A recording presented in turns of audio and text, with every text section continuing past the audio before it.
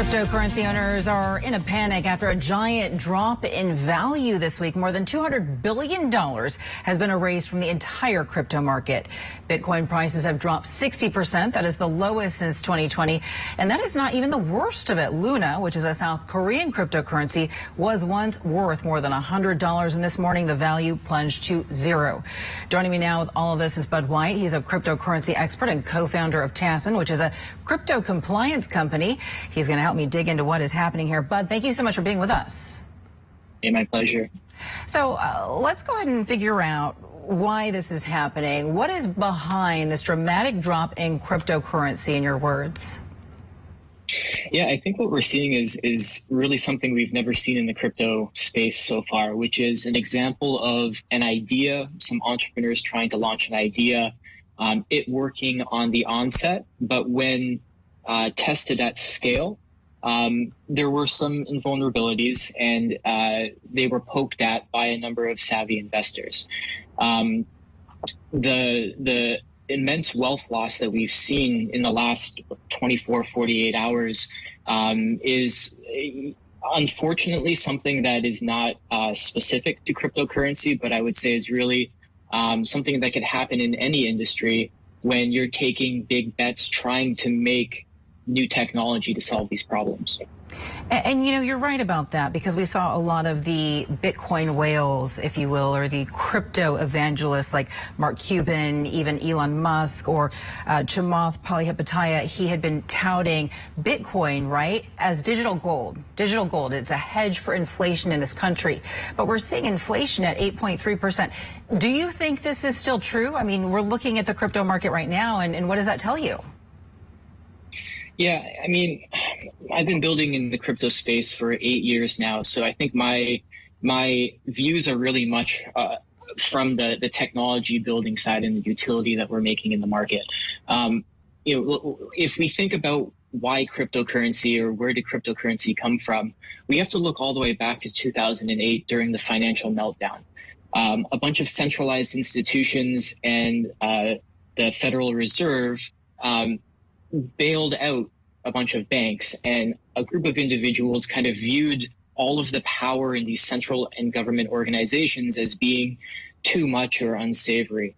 Bitcoin came about as an answer to that problem, which is, well, what if instead of the Federal Reserve controlling all of the available capital, that you and me and 100,000 or 1 million other people democratically build a value system, right? So when we think about what is Bitcoin, we always hear the analogy of it's a store of value like gold.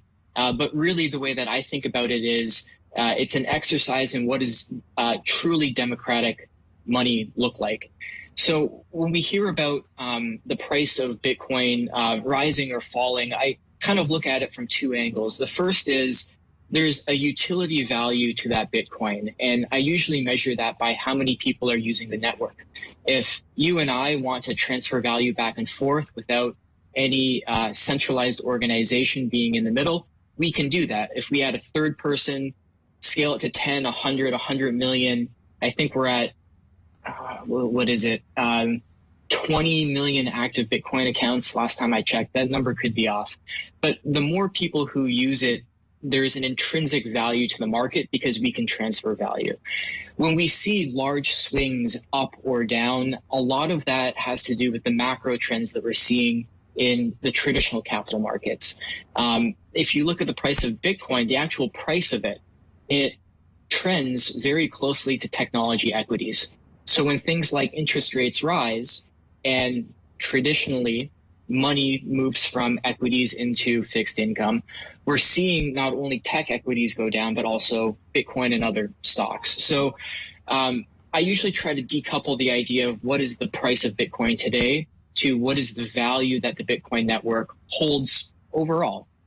No, it's a great point. But at the same time, right now, there is no federal regulation on cryptocurrency. And I know that the idea behind it is DeFi, decentralized finance, as you were just saying. But we're seeing this dramatic decline, right, which has Treasury Secretary Yellen calling out for a regulatory framework that could guard against these types of risks. So do you think that this drop has now proven that it is time for the government to step in with these regulations, even though that might not be the ethos of cryptocurrency as a whole. I think that's a fantastic comment. I'm very much for regulation in cryptocurrency from a few standpoints. We're seeing a lot of savvy investors, whether they're regulated institutions or large retail investors, want to get into this asset class. And when you look at the banks or the hedge funds, a lot of their chief compliance officers are saying that they can't access that asset class because there isn't sufficient regulation or guidance from the SEC on how to deal with this asset or what to do in certain situations. So, I mean, it's no secret. Tacen, the company I co-founded, is a part of the Blockchain Association in DC, which is a lobbyist group that's helping bill makers with the language to craft supportive language for our ecosystem as well as protect investors.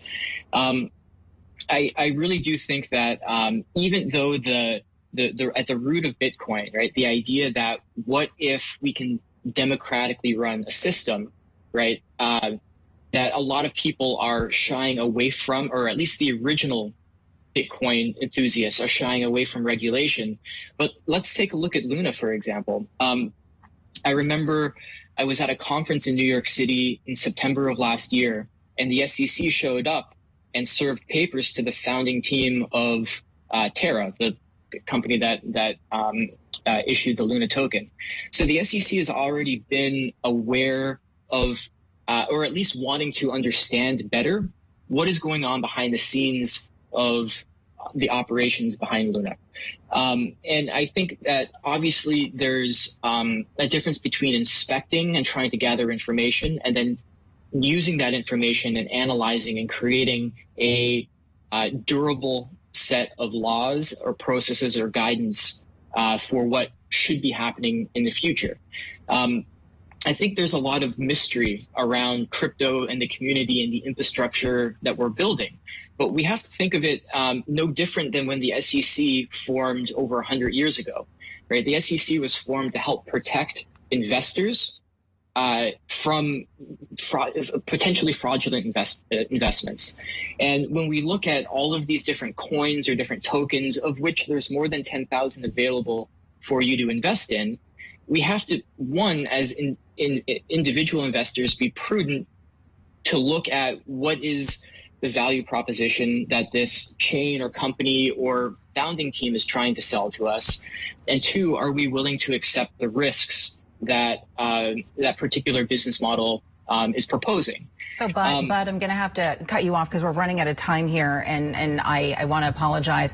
I have literally 10 seconds, so just give me a yes or no here, because I know that crypto enthusiasts, Bitcoin enthusiasts, they're when they see these prices drop, right, their whole motto is to hodl, H-O-D-L, or hold, if you will. So, yes or no, is this time to hodl, or is this time to go ahead and give it up? I am holding, and I am increasing my positions. I think it's a great opportunity. So that's my take. Hodl. All right, we got it. It's time to get in then if you're not in the space. Crypto expert Budd White from Tacen, thank you so much for your time and your expertise. We appreciate it.